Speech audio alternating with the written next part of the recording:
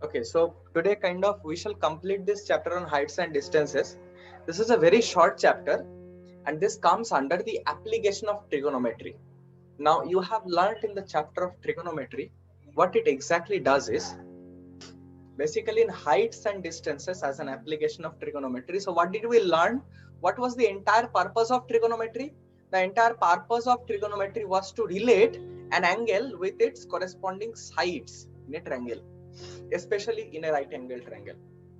So its application, actually the trigonometry, the way it has developed is kind of not very old, although it has many ancient Indian origins, but still the modern trigonometry that we are studying so many things, it's not a very very archaic thing. It's not, it's a quite recent development. But what we will learn in this chapter as heights and distances as an application of trigonometry, this application is just has been used from time immemorial.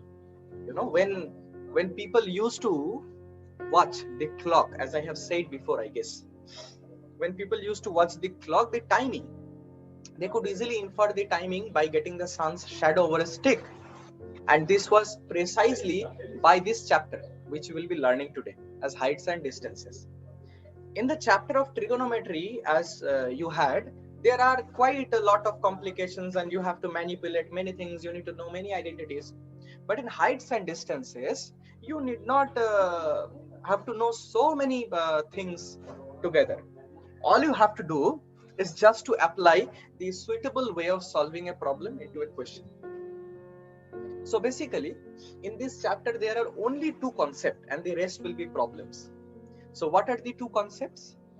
The first concept is angle of elevation and the second concept is angle of depression. So what exactly is angle of elevation? See, because we are trying to measure heights and distances. So basically, suppose we are seeing an aeroplane there. So we will be having it at an angle. That angle is called as angle of elevation. So suppose we are observing something from a height. Maybe height, may not be height. So this is our horizontal line of vision. With respect to that, if an object is somewhere above the horizontal line of vision, the angle which is formed by the horizontal line of vision and the line of sight is the angle of elevation. This angle is called angle of elevation. Is this concept clear to all of you? Is this clear? Okay. Similarly is your angle of depression. So what is angle of depression? Angle of depression is simply, now if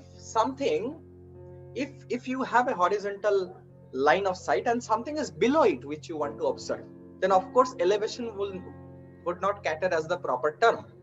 So if something or some object is below your horizontal line of eyesight, then the angle it is making with the horizontal line of eyesight is called as angle of depression.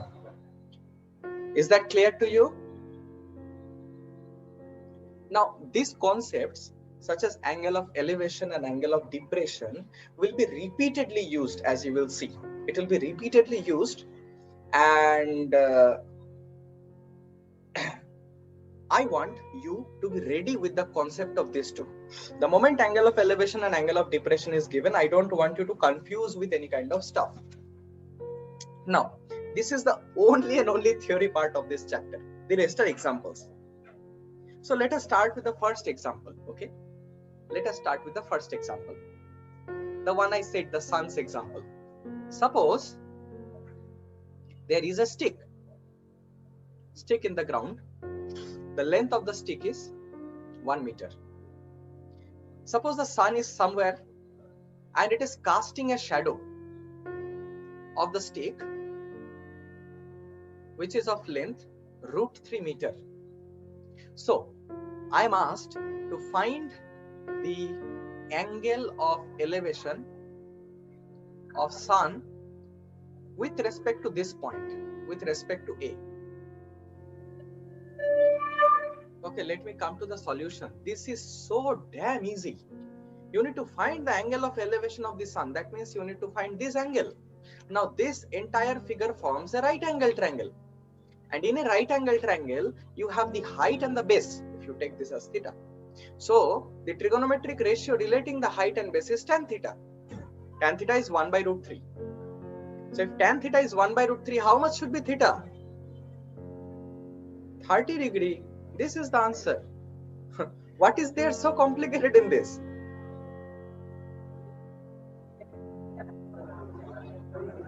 Okay, solve another problem. Just keep your mind open, use the necessary trigonometric ratios and the question will be solved. These are very easy questions. You just don't need to be afraid, that's all. These are applications of trigonometry. Once you learn trigonometry in such a great rigor, one expects you to be fluent with the applications also. So the next question comes up to be the shadow of a tower when the angle of elevation of the sun is 45 degree is found to be 40 meters longer than when the angle of elevation is 60 degree. Find the height of the tower. So this question was asked in CBSE 2019, just the year before lockdown. Yes, solve this question. Everybody, just keep an open mind, draw the necessary diagram, and then solve it quickly. I won't give you more than 3 minutes. Okay, I'm solving it. See. So basically, there was a tower. There was this tower. Now, there were two times. Once, when the angle of elevation was 45 degree with respect to the ground, and another time when the angle of elevation of the sun was at 60 degrees. It is said that when it was 45 degree, suppose this is x. When it was 45 degree, this was 40 meter. The shadow was 40 meter more than when it was at 60 degree. So I'm given to find the height of the tower. See, these are very simple and creative problems. These don't even require you to be, require you to be familiar with very higher mathematics as such. These are very simple. So see, you have two variables h and x. You are interested, or rather I am interested in only finding h. To find this, you must be able to first bring it. So when you bring h, you will involve x in any way because it will be involved, no way. So from there you have two equations and you can have two variables also, and that will cater the purpose. So first of all, I'm taking this triangle of angle 60 degree. This is thoroughly a 90 degree right angle triangle. So this is 60 degrees. So I know that tan 60 is equal to h by x. This is my first equation. So h by x is equal to tan 60 is root 3. This is my first relation. What is the second relation I can draw? From this 45 degree triangle. So from this 45 degree triangle, I have the height and base. So height is, first of all, the ratio is tan 45 degree. The height is h. Mayuri, tell me the base. The base length is x plus 40. So now tan 45 is 1. So 1 is equal to h by x plus 40. So I have h is equal to x plus 40. And from here, I have h is equal to x root 3. So basically, I have two relations or two equations, but I have to find h. So I have to eliminate this x. If I have to eliminate this x, I can eliminate from here. X is equal to h by root 3. That is just replacing x by h by root 3, I get it. Now, h minus h by root 3 is equal to 40 I have. So h into root 3 minus 1 by root 3 is equal to 40. So h is equal to 40 root 3 by root 3 minus 1. This is the answer. You can then just simplify it by putting the value of root 3. That's a different matter. No, nobody even taught me this chapter. This was so easy. This is completely, you can just self-learn this thing. this entire chapter. Okay, is this understood, this question and the solution how to do it? If it is so, then let me give you yet another question. How many of you have played GTA Vice City? Raise your hand. Raise your voice, sorry. How many of you have played GTA Vice City, a computer game?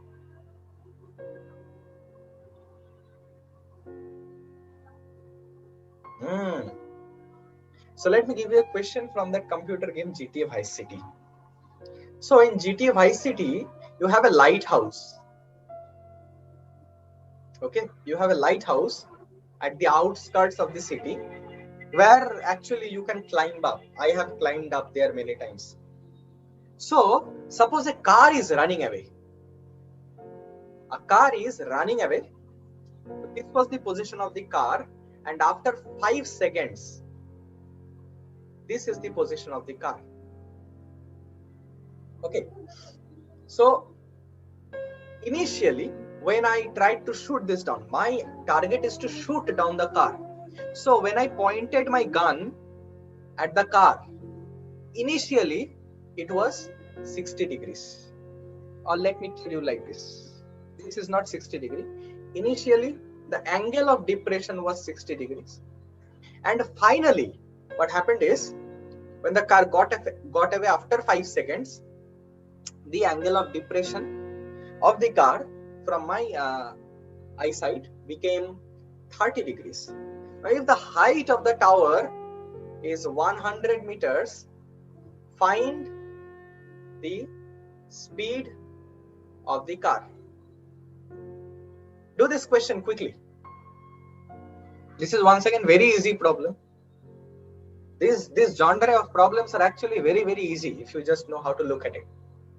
So you need to find the speed of the car. So let the speed of the car be v. So now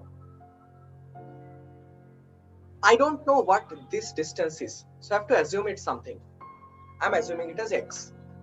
Now in 5 seconds, if the car moves from here to here, what will be the distance that is covered with the speed v? Can anybody tell me?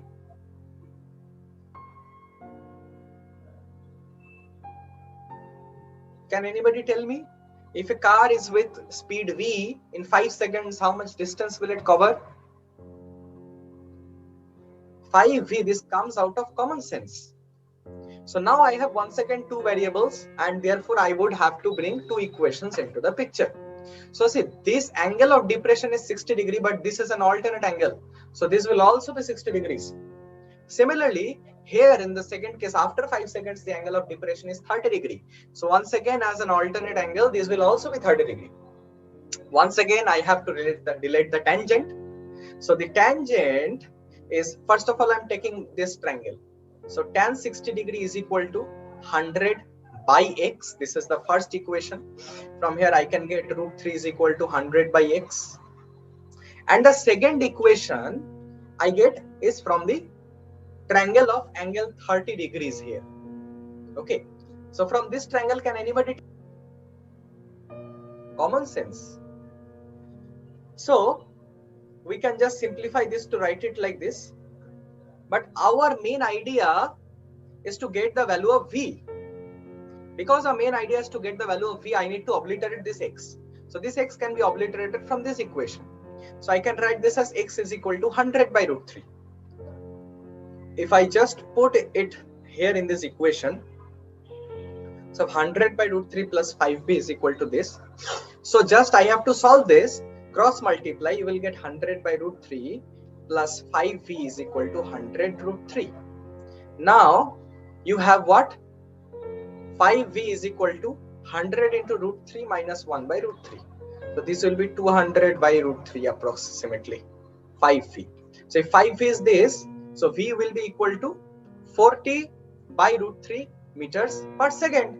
So 40 by root 3, if you do it with a calculator, 40 by 1.732, 23.0 or approximately 23 meter per second. Not a very bad speed, but not a very good speed either. Did you get this? Everybody?